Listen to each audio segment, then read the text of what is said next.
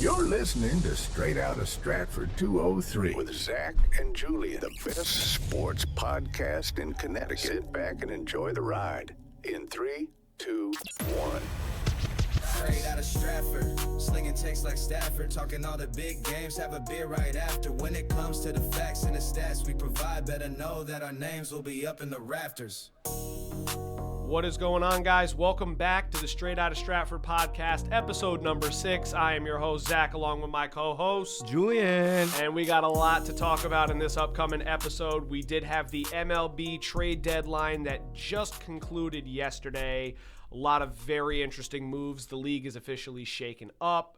I'm excited to see what you think about it. I thought that this was a crazy deadline. I thought that this was the best deadline we've had in years. Obviously, there have been some crazy trades that have happened in years past. Like at the time, we had the Joey Gallo trade, which was it didn't pan out, but when it happened, it was supposed to be a blockbuster trade. Oh, it was. Of course, absolutely. And then another big name last year. Like there have been a few big names that have been traded recently. Like last year, the biggest name I believe was Chisholm.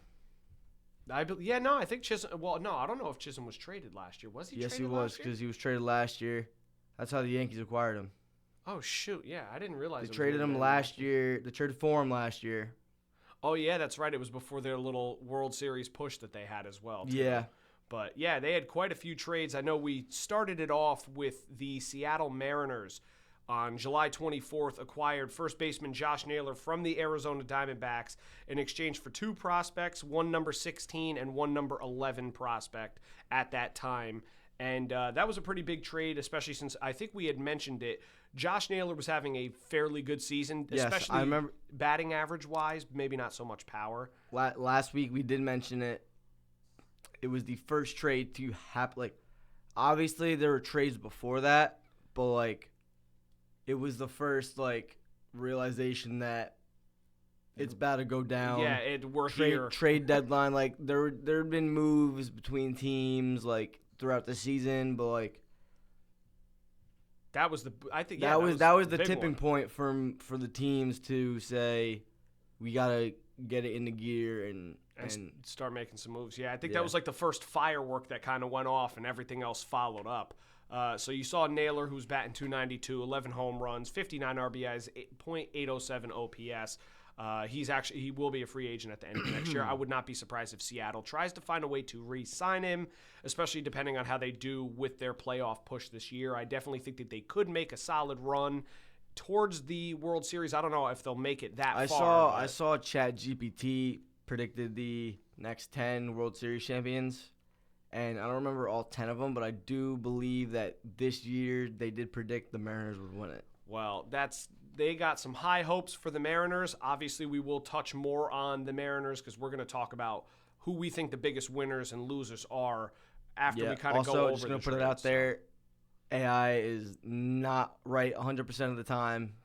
Just big chance it could be wrong. So just Well, of course, I think it's all speculation and statistics, but it doesn't come down to passion and the way that these guys play. Who we all know, whoever the hottest team is going into the World Series or the start of the playoffs is most likely going to be the team that's going to find their way to a World Series championship. Look at Arizona 2 years ago.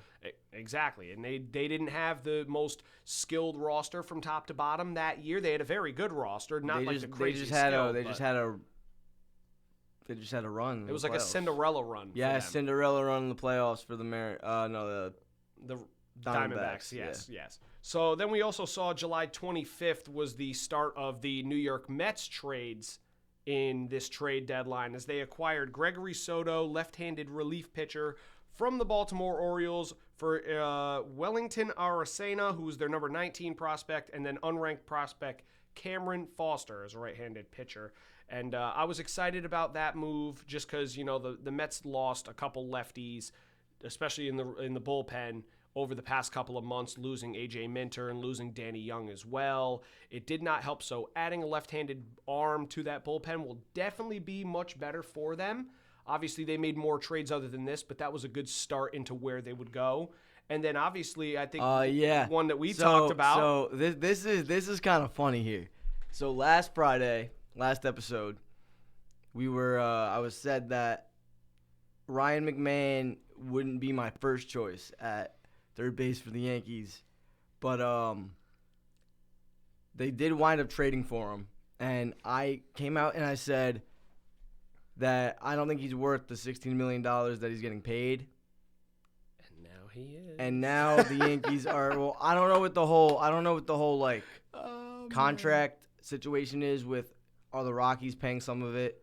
If they're not, that's actually a good point too. I wouldn't be surprised. I don't know if the Yankees are paying the full 16. Let's see. But I'm not gonna sit here and be like, oh, acquiring Ryan McMahon was a bad decision by Cashman, because it wasn't. They needed a third baseman that can field. Oh, no doubt. They needed, even though his like numbers hitting wise aren't the best, he doesn't have a great average, but he has some power. He has 16 home runs. Yeah, 16 home runs at Coors this season. 35 RBIs, a 717 OPS, and he's under contract until the end of the 2027 season, so that gives the Yankees a little time to have, I believe, aside from Ke'Bryan Hayes, the second best defensive third baseman in the league right now, right? Yeah, well, here's the thing that I'm looking up. It says that the Colorado Rockies will not be paying his contract. The Rockies obviously traded him to New York. The Yankees will now be responsible for paying the remainder of his contract. Specifically, the Yankees will pay roughly $4.5 million remaining on his contract for 2025, so about half of this year's, and then they will be paying the full $16 million per year for Ryan McMahon. So, like you were talking about before I kind of like dove into looking the whole thing up, we were talking about saying, oh, well, you know, there are a couple third base options between Ke'Bryan Hayes, Eugenio Suarez, Nolan Arenado. Obviously, Arenado did not get moved. Yeah, Arenado didn't get moved. But there was a lot of them, and I was just sitting here laughing because I remember you saying, I don't know, that $16 million may be too much. Now, granted, like you said, Ryan McMahon is a good player. The minute after it happened, I believe I was at the beach with some friends, and I see Zach blowing my phone up, and I knew immediately Zach was gonna be like, "Yeah, you got McMahon." Like we just talked about that. How you weren't gonna be willing to pay him $16 million. I'm not the GM of the Yankees. It's Brian Cashman. At the end of the day, he made the decision to pay him. The Rockies made the decision to pay him, but he made the decision to trade for him. Of course. I'll back whatever move he makes. If that was like one of the only acquisitions that he did make at the deadline, I would be ripping into him right now, but I'm not. He didn't, because the next move that we had on here was actually them acquiring infielder/outfielder, so a utility guy, Ahmed Rosario from the Washington Nationals. I liked that move a lot. I was surprised they gave up, who was it, Clayton Beeter? Because I know he had some appearances in the Clayton majors. Beeter was not a good pitcher. Like, he was the definition of mid. Not even like the Hall of Good. He was just mid. Like, Clayton Beeter, if you're watching this, no offense, but like, mid is all I have to say. Mid, yeah. He was one of those pitchers that they would call up when somebody was hurt or missed a start, make him start, or put him in the pen, call him, send him back down 2 or 3 days later. He never had a clear stint in the major leagues. I think that the Nationals could give him a shot. Yeah, I could potentially see them giving him a shot. I don't know when. It probably maybe this year, but what I like about Rosario, right, is he gives the team a much needed platoon guy. Yeah. We didn't have that option. Well, I mean, after you lost Oswaldo Cabrera, you did. Because Cabrera was the platoon guy. You could play him in the outfield. You could play him at third base. You put him at first. I saw them put him at first base a couple times too, I believe, when certain players were out last year. Yeah, he's the utility guy. Yeah. But we don't have him anymore, so he's out for the season. I think he's pretty much out for the season with the broken ankle, which was again horrible to watch. I remember watching. I remember like I liked Rosario when he was on the. He was with the Mets. He was on the Mets. He was with the Mets, and then the Mets traded him to at the time, the Indians for Lindor. No, that may have been his brother. No, it was Ahmed Rosario. Are you sure it wasn't Eddie Rosario? Because I'm pretty sure Eddie Rosario was the one that was on Cleveland. You can go ahead and look Let me that look up. that up. While you do look that up, though, I will kind of branch off a little bit. We also saw the 29th kind of kick in, too. So on July 29th, we saw Toronto make their first really big move, which was acquiring right-handed pitcher Sir Anthony Dominguez from the Baltimore Orioles. Funny thing about that, right, is the Blue Jays and Orioles were playing a doubleheader at Camden Yards. Oh, I remember seeing this, yes. In between the doubleheader, the Blue Jays acquired Sir Anthony Dominguez. And in the second game of the doubleheader, Dominguez pitched against the Orioles. That's nuts, too, because I can't even imagine being a professional ball player. You're playing in a game against some team, and then a couple hours later, you're walking across the field into the other dugout going, hey, guys, I'm your new teammate now. So that was pretty interesting, too. I know Dominguez has definitely had a fairly decent year. No. But he was on the. to be moved. All right, Ahmed Rosario was on the Mets from 2017 through 2020. Then 2021, he was traded to Cleveland. Oh, so maybe it was him in Cleveland. And he was with Cleveland. No, it was Eddie Rosario. I think was on the Twins. Oh, see, I always get them confused because their colors are very close. Too. Yeah, that's not something that I would like. They're both dumpster anyway. Gonna give you crap for it. Yeah, it's pretty understandable. Nah, of course. And then he was with Cleveland for 2021 through the middle of 2023. Then he went to the Dodgers. Oh yeah. And then from the Dodgers, he went to the Rays, I believe it was. Yeah, he went to Tampa Bay. Jeez, was journeyman. Released from the Rays in 2024. Went back to the Dodgers for 5 games. Or 5 at-bats. Then he went to the Reds.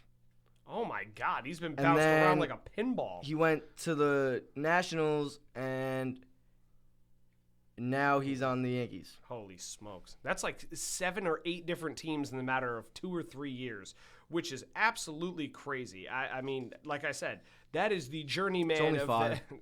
It seemed like a lot more. It was more of an exaggeration. Well, yeah, no, because he was on 6 different teams, but one of them was a repeat team. That's why. So, he made 6 different moves. Regardless, still, he's been bounced around like a pinball. That's but half of those moves, right? Like when he went to Tampa Bay, that was free agency. But I don't know if he was traded to. I remember 2023, he was traded to LA. Yeah, I remember. 2020, 2024 with the Rays, he was DFA'd. He wasn't traded to the Dodgers. Well, yeah, no, I know. But still, bounced around. No, he was traded to the Dodgers, and the Dodgers DFA'd him after. Yeah, but regardless, he's bounced around from team to team to team to team to team. It's just nuts for him. It's funny. MLB and he's a good player, too. Yeah, the MLB website has him listed as a third baseman. Well, they also had this guy listed as his second position on the MLB.com website as a pinch hitter, and that is the other Yankees acquirer, which is Austin Slater, left fielder, supposedly, from the Chicago White Sox, which they only gave up their number 18 prospect, Gage Zeal, who's a right-handed pitcher, which I was kind of surprised by this move because obviously there was nothing really on him coming out. It's not like they said, oh, well, the Yankees have their eye on Austin Slater. It was just very random. I think what happened, and I'm going to voice my opinion here. I'm pretty sure most Yankee fans would back this. We don't want Stan in the field. Well, there's that reason. There's that reason only. Judge was hurt.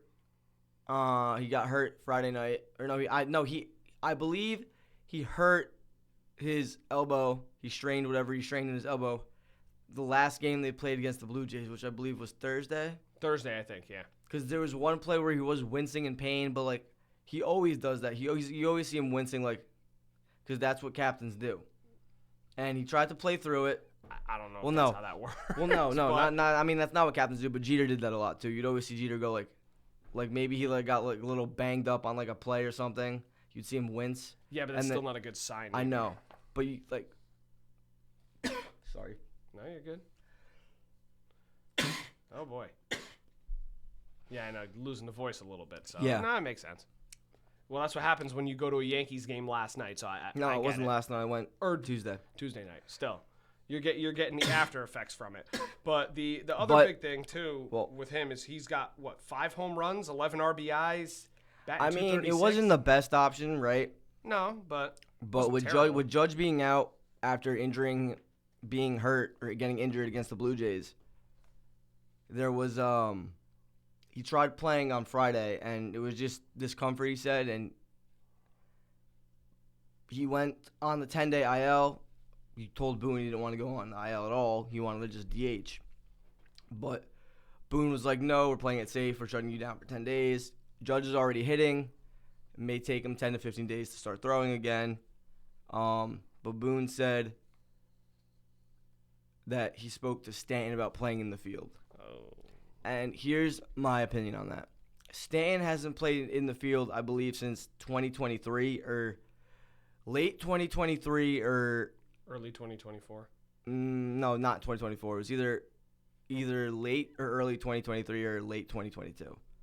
And there's a reason behind that. When Stanton played the field in Miami, he was fine because it was whatever. It was like it's a warm weather state. Yeah. And New York, it's not as warm as it is in Florida, and I'm not blaming it on the state. He's also getting older. I was going to say his body isn't the same. The age has something to do with it, obviously. Of course it does. Yeah. He's not as fast as he once was. No, he's not. When Stanton fully runs or when he plays the field, you can put Stanton in the field for one game, and he would probably get hurt. Yeah, well, that's the same reason why the Mets did that with Starling Marte a couple games ago as well, too. Well, no, but Marte's still better in the field than Stanton can still play right now. Stanton probably can't, he hasn't played the field in a year and a half. Oh, I know. It's been a while since he played. And Stanton, whenever we did have him in the field, that's why he was people were saying, oh, he wasn't great. The trade wasn't good for the Yankees because he was always injured. He was always out. But when he was out, it's because he was playing left field. He was playing right field. We slotted him in at DH. Last year, he missed maybe 20 games due to a foot injury or something. And he also carried you guys during the playoffs exactly. as well, too. So. But if we have him in the field, we're going to lose that bat. His bat is just starting to come back. Yesterday, he had a 3-run home run against the Rays. He reminds me a lot of his sense of Kyle Schwarber. Schwarber is a horrible, horrible fielder. No, but I'm not even the ball like crazy. I'm not even saying Stanton's a bad fielder, because Stanton's not bad at fielding. Well, no, I know he's not, but what I'm saying is Schwarber's definitely more known for his batting than he is his fielding. Yes, by a long shot. Stanton can. Stanton is. I'm not. In no way am I saying Stanton can't field. Stanton can field. He played well in the field in Miami, and when he first got to New York for the first 2 seasons, he played well in the field here. Yeah, they just don't prefer it. They just don't want him to be in the field because if he gets hurt, they're screwed. They're screwed. I'm gonna pull up. He was out for the. Yeah, I'm curious to for see the how first. Long he was out for. He was out for beginning of the season due to tennis elbow, which had something to do with the Yankees. Some hitting coach. I don't know if it was a hitting coach or somebody that they had last year with the organization that's no longer with them that told Stanton to do something, and it messed up his elbows. There's a reason why that person is no longer with them. Exactly. So in 111 at bats this year, Stanton has 15 runs, 30 hits, 8 home runs, 23 RBIs, 0 stolen bases, and a 270 batting average, with a 341 OBP and an 855 OPS. That's not bad at all. That's very good. That for him, that he's only been been at the plate 111 times, but to me, a 270 batting average from Stanton, from a guy that you're used to seeing hit 240 with 30 home runs. I was going to say lower. He had one year, I think he was batting 225. Well, he was out for half the year. Well, I understand that, exactly. But still, it was but low. You see him slotted in. He's 35 years old. You see him slotted in at DH. You don't want to put him in the field. No, you don't need to. Because if we lose a bat of that caliber, yeah, that's not good. The only thing I am going to say is it's going to be difficult to have him and Judge slot in at DH, because you'd rather have Judge play every game at DH. put him at first base, maybe. Obviously, that's a long shot. Don't vouch for me. Don't, Yankee fans, don't get mad at me. If anybody should be playing saying. first base, they could put Spencer Jones at first base. Yeah, but still, if Judge cannot throw, though, and you want to keep him in the lineup, like say Well, didn't Bryce Harper do that? Exactly what I'm saying. And the thing is, Bryce Harper, I'm not a professional. I'm not a doctor either. I don't know how tall Bryce Harper is. I'm assuming he's got to be somewhere in the 6-foot range. Aaron Judge is like 6'6", 6'7". That's a big target at first base. He's got a lot of length. He'd probably be fairly decent. He really would. The only thing is you lose his arm in right field because when that arm is not bothering him. Bryce Harper is 6'3". Is he really? Yep. Wow, that's shocking. I would have figured he was a little bit short, maybe like 6'1", whatever. Again, like I said, I'm not a doctor. But still, losing Aaron Judge's arm is like detrimental because as an outfielder, obviously for both, he's got a cannon in right field.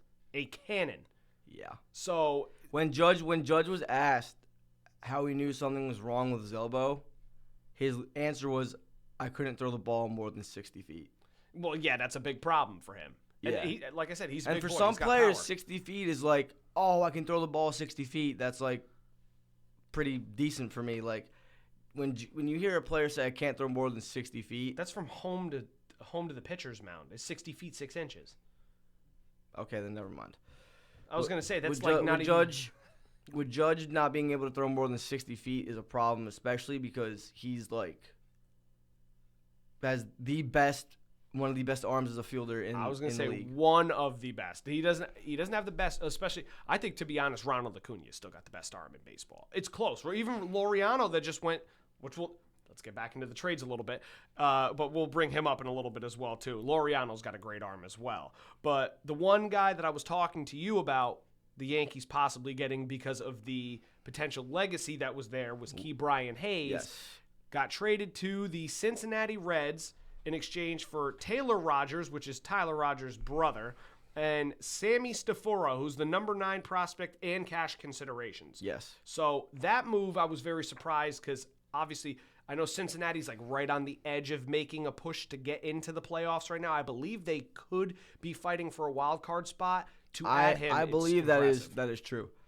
I'm not trying to hold up this conversation. The only thing I will say is I am glad that Judge did not have to get Tommy John surgery. Oh, you would have been screwed. We would have been screwed, number one. Number two, the Yankees immediately would have flipped to being a selling team. Oh, yeah. Because they would have got rid of Bellinger, which that trade, at the time, people were saying, why are we trading for him? He's washed, can't play.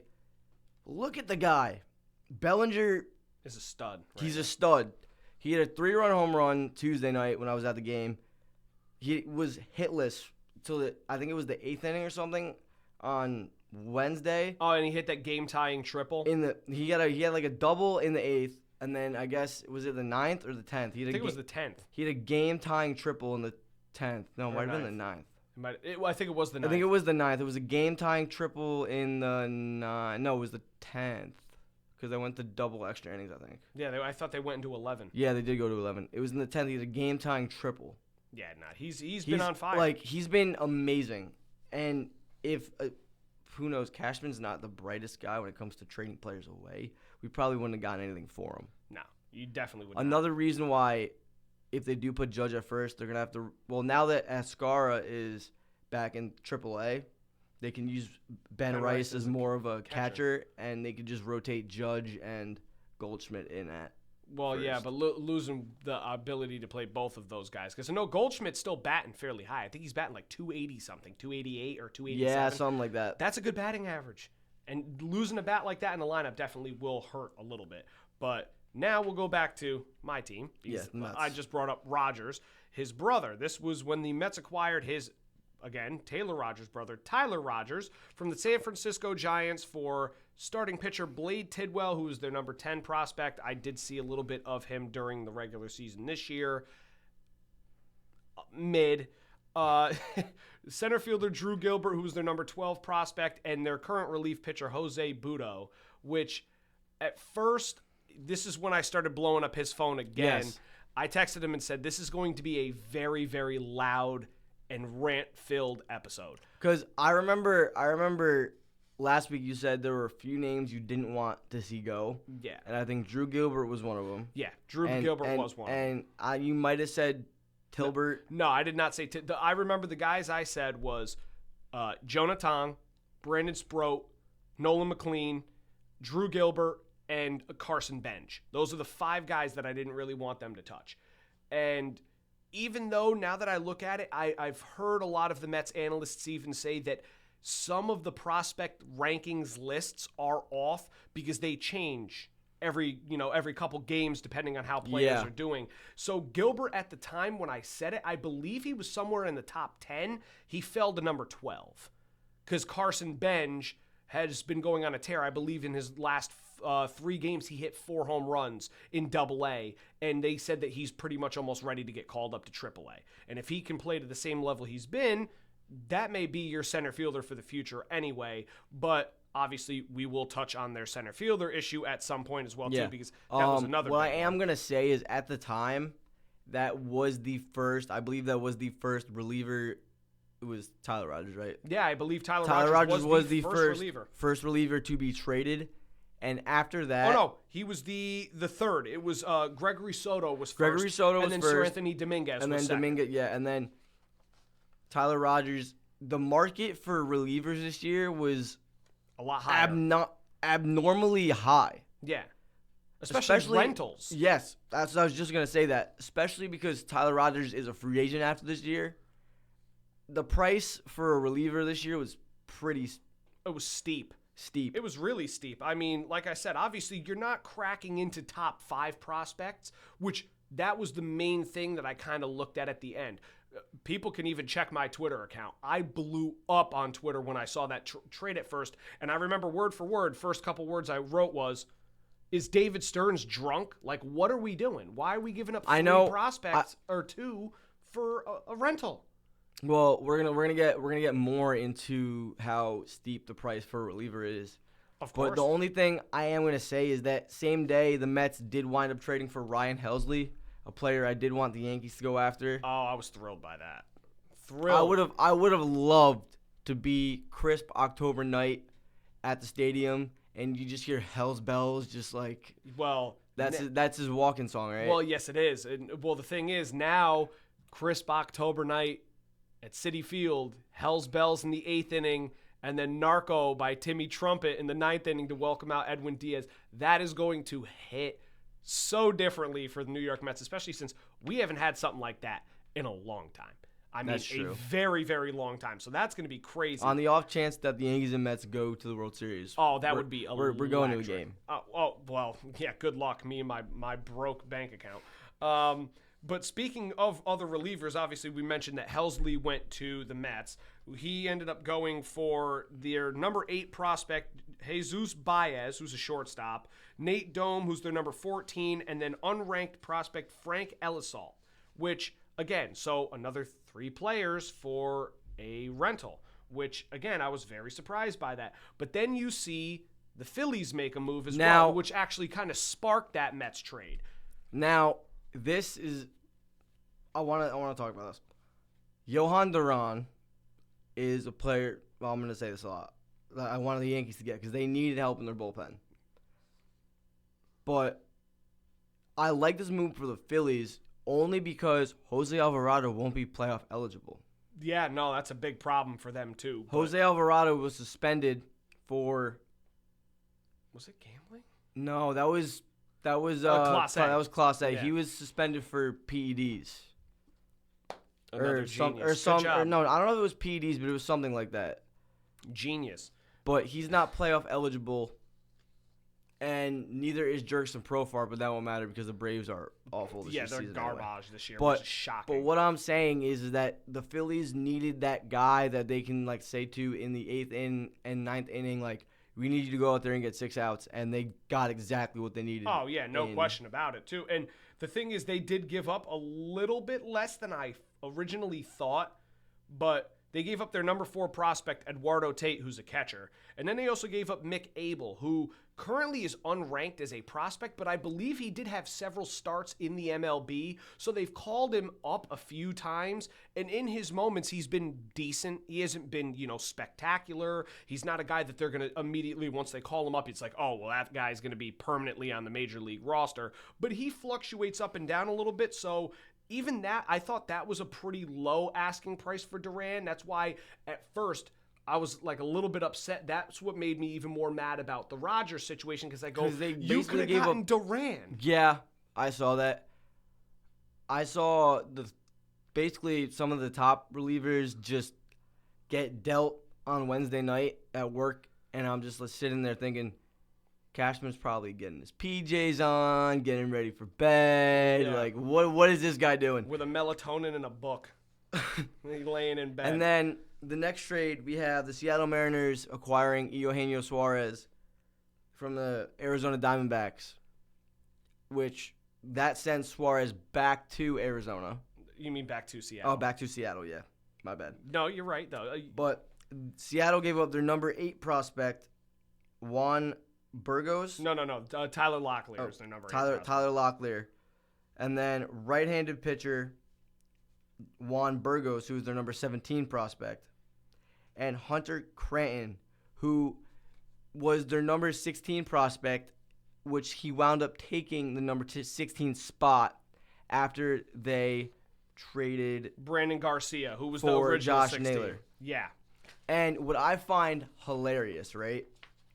They traded their number 16 prospect to the Diamondbacks for Josh Naylor, which then they trade their new number 16 prospect to the Diamondbacks for Suarez. Yeah. Well, obviously they gave up much more for Eugenio Suarez. No, but I am saying it's still pretty funny. Yeah, both 16s are gone. Yeah. Yeah, no. To the same team. It's now. Well, yeah, exactly to the same team. That's why I said it's funny. Well, that definitely made the Seattle Mariners for me more of a contender as well too. They needed a third baseman. I mean, ever since Kyle Seager kind of retired, they were lacking a third baseman, and they just didn't have a definite player to play there. Well, and the big thing is not just the fact that they needed a third baseman. The bat. You already have Cal Raleigh, the guy that leads the league in home runs. With 42. With 42. He hit his 42nd last night. Now you add a guy, I don't remember what spot exactly it is. I think it's 36. I know he's at 36, but he's got to be top 10 in home runs as well, too. Top 5. So you have the number 1 home run hitter and then another top 5 home run hitter in the same lineup, along with guys like Randy Arozarena, who just actually posted a 2020 season already, 20 home runs, 20 stolen bases, which has been very good. You still have Julio Rodriguez, who's going to obviously get the ball rolling pretty soon. Then you add Josh Naylor back to that lineup. You got yourself a fairly star-studded lineup. Plus, I believe J.P. Crawford's still playing at shortstop as well for Seattle, too. Yes. And their pitching staff has been very good, especially with guys like Logan Gilbert and Brian Wu, who's been really good. They don't have George Kirby is still on the team as well, too. They don't have Luis Castillo anymore, do they? I don't. I think he's on Baltimore, right? No. I don't know if he's on Baltimore. I think he's on Baltimore. He could be. While Zach is looking that up, I'm going to sum up what he's... Nope, he is still on the Seattle Mariners. So they have 4 stud pitchers with Castillo, Wu, Gilbert, and Kirby, along with all those guys. That makes them a legit team to make a push during this postseason. Now, speaking of a team that's making the look a push in the postseason, we have the Toronto Blue Jays. They went out and they went and got Shane Bieber from the Cleveland Guardians in exchange for right-hand pitcher Cal Stevenson, their number 5 prospect. That's all they gave up for him? Yeah, they gave up 1 prospect, but the big reason why is because, like I put in a little thing here, he has not pitched once this season because he's still been injured. He still has not come back from injury yet. I don't even know if he's been doing his rehab assignments yet. So I think they have it for the sake of they know that at some point before the postseason, he will come back. Almost kind of like what the Mets tried to do with Senga last year, where he was out for a significant part of the year. And then right when you get to the postseason, you go, hey, by the way, starting in one of these big postseason games, Shane Bieber's coming back and he's going to be on the mound because in his career, He has a career line of 62 and 32. So 62 wins, 32 losses, 3.22 ERA, almost 1,000 strikeouts, and a 1.12 whip. He's got 958 strikeouts. So he's still a very, very good pitcher. So adding him into that lineup, or that rotation, should I say, once he does end up coming back, makes them that much better of a team as well, too. That is true. That's going to be very Now, scary.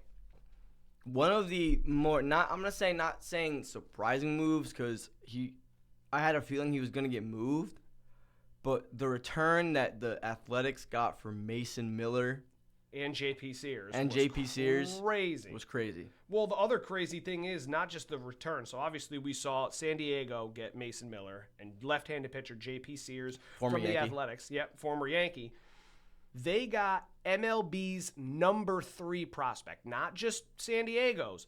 MLB's number 3 prospect and San Diego's number 1 prospect, Leodalis DeVries, shortstop. He's, I believe, 19 or 18 years old, absolutely ripping it up right now. I thought Ethan Salas was San Diego's number 1 prospect. When he came up, he became their number 1, and he's, like I said, he's the number 3 prospect in all of the minor leagues, and he is a superstar in the making. This kid is going to be a stud. So the fact The that A's they gave that team away, is very young. The A's team, they have Jacob Wilson, Jacob Wilson, Nick Kurtz, who had the single-handedly greatest single-player performance game ever. 6 for 6, 4 6 home for runs. 6, 4 home runs, 19 RBI, 19 total bases, 8 RBIs, 8 or 9 RBIs. Yeah, that's absolutely nuts. I know we were even talking about it before the airing of the episode, and we even said that we had to bring that up at some point. Nick Kurtz is 22 years old, by the way. Yeah, he's nasty. And I wouldn't be surprised if he's going to be another rising star that they've had. Obviously, Jacob Wilson's still in the conversation for Rookie of the Year as well. And you could argue MVP. I wouldn't really argue MVP. They still don't have enough wins. That, granted, I don't think MVP should be based. Go to a team player that's based on wins. Like if you have a great rookie season and you're batting like high 370s, you have a shot to win MVP no matter what team you're on. Yeah, but he's fallen though. I believe he's only at like still. I'm going to say this only. I think he's only at like 320 something, which is still pretty good. That's incredible. But again, for me, it's just he's not an MVP caliber yet. Not yet. At some point during his career, I would not be surprised if he can maintain the level he's at. Yes. I just don't want somebody else to win the MVP, whether it be Raleigh or Judge, and then say, "Oh, Jacob Wilson got robbed. Somebody stole the MVP away from him." Yeah, but people are always going to say that because you know what? I'm going to live and die on this hill. Judge should have won MVP in 2017, his rookie year. Was that the year that Jose Altuve won it? Altuve won it. Yeah. Well, I was going to say this. People are stupid. They always love to think that they're right and other people are wrong. It was off of this year. I could potentially see, especially with now Judge getting injured, Cal Raleig's probably the favorite. I know they changed on the betting odds for like DraftKings and FanDuel that he's the favorite to win the AL MVP. I think it's fair. It all depends. It's fair, but it all depends on how Judge comes back. If Judge comes back ready to run, ready to hit, no question about it. But the big thing is supposedly I saw this last night. So now, obviously July 31st. Suarez could be another name in there now. Well, he could. But July 31st of 2022. Aaron Judge, that was during his big home run season that he 62. Had 62. Was probably going to be broken. Was at 42 home runs. Cal Raleigh on July 31st of 2025 has 42 home runs. So they are actually at the exact same pace for that. Yeah, that I'm Judge not going to record be year. this guy because I know a lot of players on the Yankees do use them, but I do believe Cal Raleigh uses a torpedo bat. I'm not going to be that guy. You can't. I can't. Because there are a ton of other players that use it and they can't hit squat. There's a ton of other players that do use it and it helps. But the thing is, you still got to be able to hit the ball. I'm not trying to take away I know his ability to hit the ball. I'm just saying that Judge does what he does without using a bat that you can choose where you want more wood on it. I understand that, but even Chisholm was using it at some point too. Not to throw shade. I did say I know Stanton uses one. Yeah. There are a lot of players that use them. Even Jeff McNeil and Lindor were using them. And look at this. Look at this. Stanton started using a torpedo bat. He started striking out less, stopped only trying to hit home runs, and he's been getting singles and doubles. And that's why his average, I believe his average is at 270. Yeah, well, it definitely still helps. Well, but now like going back to trades from yesterday. Well, yeah, no, then the other big one was Philadelphia again. They acquired Harrison Bader from the Twins.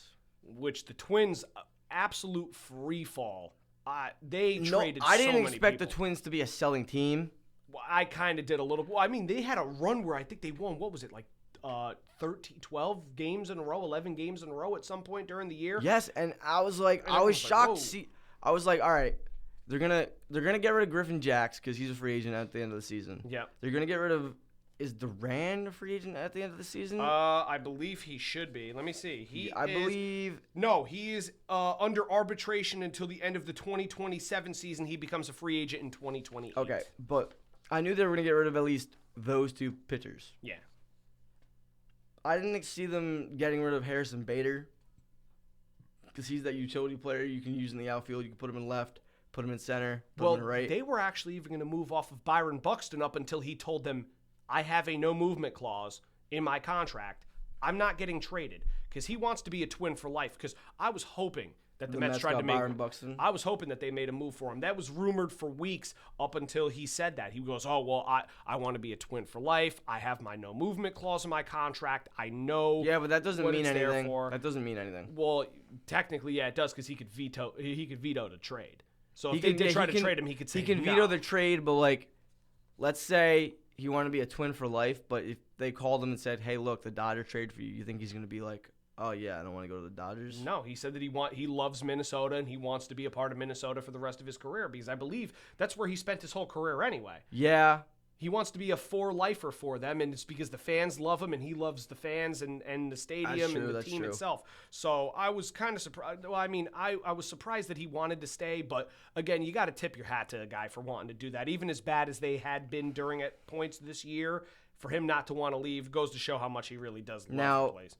But the other center fielder, which yes, I knew the Orioles were going to be sellers. But I didn't know this much either. That was woof. Well, no, the Orioles aren't really playing that well. Well, this no, year. they've been horrible this year, but still. And I know I saw this the other day. I think it was yesterday. I think 10 out of the I don't know how many. I think it's either like 20 or 13 games for the Yankees. No, it's either like 10 or 13 out of the next 20 games for the Yankees are played against the Twins and the Orioles. Oof. If the Yankees don't win at least 9 or 10 of those games, that just shows how bad of a team they really are. That would be very bad. But no, but what I'm saying is the center fielder Cedric Mullins got traded from the Orioles to the Mets in exchange for right-handed pitcher Ramian Gomez, their number 30 prospect, third baseman Anthony Nunez, the number 14 prospect, and right-hand pitcher Chandler Marsh, who is currently unranked. And I was kind of happy about this. I know that there were some fans that were like 50-50 with it. Some were, they weren't happy, but they weren't upset at it. I was happy by it based on the fact that they didn't give up any crazy high prospects. I mean, we see here the number 14 and number 30. The guys that probably aren't going to be getting called up to the show at any point, very soon at least. And then an unranked prospect. And if you look at what the White Sox were supposedly trying to offer for Luis Robert Jr. Absurd price. I mean, if the Mets would have had to give up Acuna or Beatty or Vientos along with like a top pitching prospect like McLean or Tong, I would have told them as a GM, or if I was David Stern, the president of baseball operations, I would have told them to kick rocks. And that's what they did. They told them, hey, listen, that's way too much, especially for a guy that's batting in the low 200s this year. Has started turning it up more, but so is Cedric Mullins. Supposedly in the month of July, Cedric Mullins is slashing like 296, 300, and 340 or 350, which is fantastic. That's awesome, and that's what you need to see. Plus, he fills that center fielder role. So now, again, as a Mets fan, I'm sorry to say this, Tyrone Taylor needs to be just a bench guy. He's a great fielder, but I think if I'm not mistaken, saw that he was 4 for his last 80 at-bats for the Mets. That cannot happen. You need to have a guy that puts the ball in play. Thank God they got Cedric Mullins. I'm very, very excited about that. Like I said, just because they didn't give up much. So this next trade the New York Yankees acquired David Bednar from the Pittsburgh Pirates for catcher Rafael Flores and catcher Edglin Perez. Flores is their number 8 prospect. Perez is their number 16 prospect, and outfielder Brian Sanchez, their number 24 prospect. I like this move, but what shocks me is the amount of catchers that the Yankees produce year in and year out. It's crazy. Is crazy. Within the last 5 or 6 years, I believe they traded away several catchers. And they still have more. And they have more. Like, they got rid of Higashioka. They got rid of Trevino. They got rid of Sanchez. Gary Sanchez. Sanchez. They got rid of. And now they got rid of Flores and Perez. Like, the amount of. Whoever their minor league farm director is, like, for the catchers, just. Stop getting catchers. No, you don't need any more, yes, especially since they still have Austin Wells and Ben Rice who can catch too. And they and what's his name, Escara or yeah. How many catchers do you need? I like this move because the Yankees bullpen did need help. You can't rely on Williams and Weaver and Tim Hill every night. You obviously can't trust Ian Hamilton. That's why he got sent down. Big time. But yeah, no, that was a very good move. very, very good move. I was hoping that the Mets got him. To be honest. Now, coming from a Yankees fan, I saw a move happen that I never thought I would ever see, number one. Number two, that I never wanted to see ever again. Carlos Correa going back to the Astros. Oh, yeah. No, that was, to be honest with you, this is something, like I said, that we will talk about a little bit more towards the end. But I saw a lot of people, once the trade deadline was finished, say, who do you think was the number one team? Who do you think won the trade deadline? And I saw so many people say the Astros. Now, granted, Carlos Correa is, a good player, very good player. I'm not going to sit here and dispute. I also kind of have a little bit less respect for him, obviously, because of their whole cheating scandal that they had all those years ago when he was part of the team. But he's batting .267 with 7 home runs, 31 RBIs, and a .75 OPS. He's under contract until 2033. 2033. 7 years. And I'm going to sit here and say this. Again, I think Correa is a very good ball player. I don't think that he is what he was at one point when he played for the Astros. I don't think this is as big of a move as everyone made it out to be. It's not. It's just the fact that, he's coming home. He's going back, but, he knows how that ball... It's not like when players get traded, they have to adjust to the ballpark. They don't know how it works. Well, true. He doesn't need to. Correa knows how that works. His bat is instantly going to be useful in that lineup. Well, absolutely. Well, the big reason why I think they went and got him, which is something that I've heard, was they have Jeremy Pena, who's currently slotted in as their shortstop. Yes. They're not going to move him. I'm hearing that they are going to move Correa to third because of the Bregman injury. left. Because Bregman left, but also because of Isaac Paredes' injury. And you want to know what the funny thing is? The first game, I believe, that Correa is going to be playing third base is against the Boston Red Sox. Ooh. And you know who the third baseman for the Boston Red Sox is? Alex Bregman. And that's going to be interesting to watch. That's going to be very interesting to watch. Then we go back to San Diego what I was going to say, one more thing about Correa, is the only reason he's not the same as he once was is because he had that really nasty injury one year with the Astros. I know, and the Mets almost signed. The Mets almost signed him, and then the Giants almost signed him. And I'm not going to lie, that was pretty rough for Giants fans because they almost got Aaron Judge. Was that the same year as Aaron Judge, or was it the year after that? They were looking at getting Aaron Judge the year before, and then the year after they got Carlos Correa, and then he failed the physical. And then, like I said, the one that was crazy was when the Mets went to go get him. I remember I was like, oh my God, we got Carlos Correa? Really? It was $320, right? It was $320 million, something like that. Yeah, it was something outrageous, and then I'm sitting there going, oh my God, what the hell? But off that, then we go back to San Diego. Padres acquire first baseman Ryan O'Hearn and center fielder Ramon Laureano from the Baltimore Orioles in exchange for left-handed pitcher Boston Bateman. Yep, who's their number 4 prospect. Shortstop Cobb Hightower, the number 6 prospect. Right-hand pitcher Tyson Neighbors, number 12 prospect. First base Victor Figueroa, number 29 prospect. Infield, outfield Brandon Butterworth, unranked prospect, and right-hand pitcher Tanner Smith. That's insane. like, obviously, we knew that O'Hearn was having a fantastic year this year. It was very, very surprising for me. I believe he's batting 283, 13 home runs, 43 RBIs, .837 OPS. He was having a very, very good year. We know that he is a free agent at the end of the year. He's stepped up big time. Same thing with Laureano, who's batting 290 with 15 home runs, 46 RBIs, and a .884 OPS. He is a club option 2026, and he's a free agent 2027. Yeah. That being said, that is an absolute haul. 6 prospects for 2 guys, one of them being a rental, and one of them having the ability, well, maybe the club would decide if they want to re-sign him or let him become a free agent. But there's no chance that Ryan O'Hearn does come back. It's possible if they make a huge run because, like I said, this team is going to be very, very good. But I could not believe that it was 6 prospects. My question is... That was nuts. My question is, who's going to play center field for the Orioles? They traded away Mullins and they traded away Laureano on the same day. I have no idea. Well, they're going to have to figure that out themselves. So I'm not really too worried about it as long as the Mets have them. The Texas Rangers acquired Merrill Kelly from the Arizona Diamondbacks in exchange for left-handed pitcher Cole Drake, their number 5 prospect, left-handed pitcher Mitch Bratt, number 9 prospect, and David Hageman, their number 13 prospect, who's also a right-handed pitcher. Yeah, which was, again, I thought a pretty Merrill big Kelly, haul. That was a huge haul. A pretty big haul for someone who I believe is also a rental. Yeah, he's a free agent at the end of 2025 and now, season. But he's having a great year. This one is weird.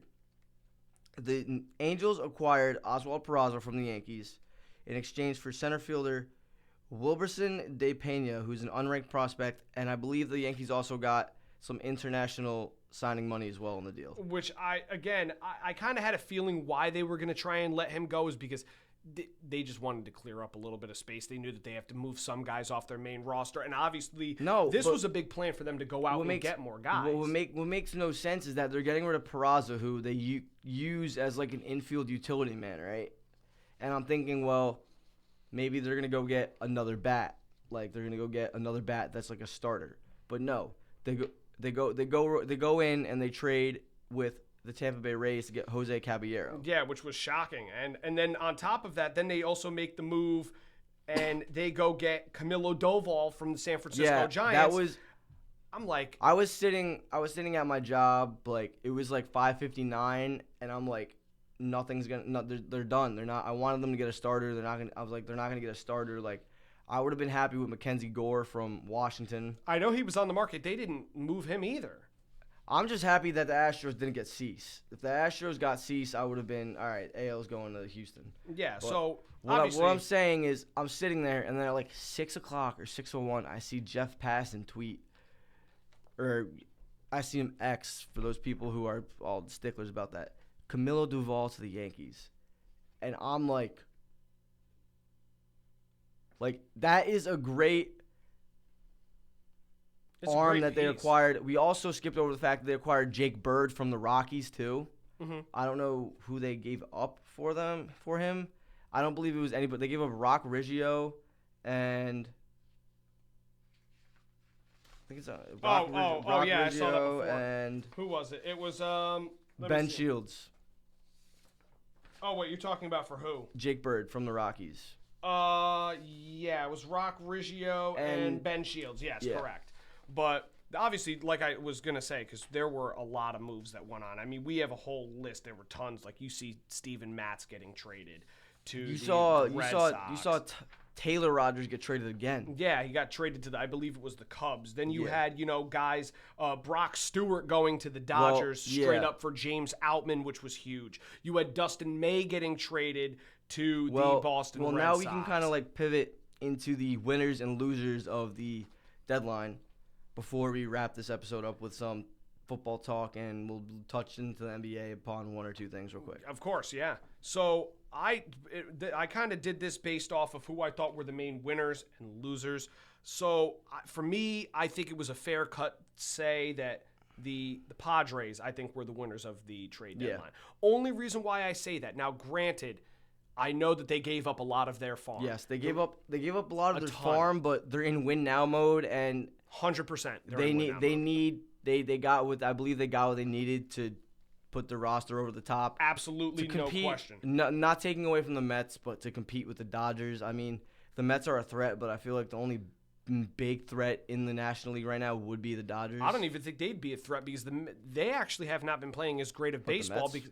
No, the Dodgers. Oh, the Dodgers? The Dodgers haven't been playing that great of baseball either. And again, it's a theme that we've seen Isn't from them. Shohei, like, not pitching again? He threw 6 pitches and got pulled. So he's back to not pitching, but they still have no Sasaki. I believe he's out for a significant amount of time. Blake Snell's doing his rehab start, so they will be getting him back. But they just always get decimated with injuries. So And then the Padres are up there.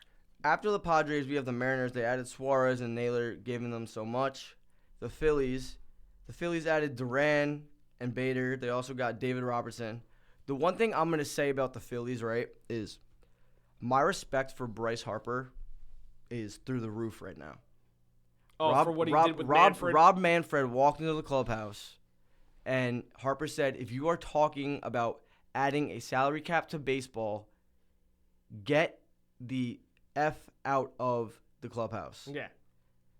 Baseball is the only sport that doesn't have a salary cap, and I believe that is great for the sport. Well, I mean, there are a lot of fans. The Pittsburgh Pirate fans may not say that. Yankee fans and Met fans and Dodger fans, Red Sox, the top teams will, but a lot of the bottom feeders won't. And but then you have the Mets, who I thought were 4th, which I can agree. Even as a Mets fan, I'm not going to sit here and say they had the best deadline out of all those other teams. I'd put the Yankees 5th. To be honest, my honorable mention that I had was I put the Rangers on here. Yeah, I was about to say that, but if you look at what the Yankees got, they did all that without giving up a top 7 prospect. Which was very, very impressive. But the one that I also feel that I technically could have thrown was the Cubs. I know the Cubs made a decent amount of moves as well, too, with their starters, their bullpen, adding Willie Castro, the utility player from, I believe it was the Twins. We have the losers of the trade deadline. We have the Orioles, the Twins, the Diamondbacks, the Giants, and the Guardians. Yeah, I mean, they basically sold their... The one that shocked me the most was the Giants trading Mike Yastrzemski to the Royals. I did not see that coming at all. That was like a 5:45, 6 o'clock trade yesterday, and I sat there and went, excuse me? I mean, they thought before the season started that they were going to be like super legit, and they just came out and did not have a good year this year. I'm shocked. Pivoting to the NFL...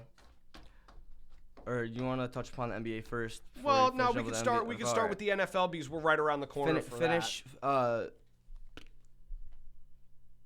Going into the NFL season. Preseason starts next week. Technically, it already started last night. That was the Hall of Fame game. So you see in the NFC East, star receiver Terry McLaurin of the Washington Commanders requested a trade, which is shocking, especially after the year that he had last year. I mean, the guy is pivotal. And the impact he had on Jaden Daniels having the year that he had, no question about it, it's remarkable to see. But the thing that I think, to be completely honest, I mentioned that to you before we started this. I agree. I think I know where you're going with this. I think you're going by saying it's all leverage. I would be surprised if he gets traded somewhere. I'd be shocked. Unless they get a lot in return for him. Oh, they would have to get a ton. If some team calls them up and says, we'll give you our wide receiver 2, 3 firsts, and 4 seconds, I don't think they would say no. Well, whoever did that should also be fired. Or not that much, but they said, we'll give you like our wide receiver 2, a first, 3 seconds, and a third and a fourth.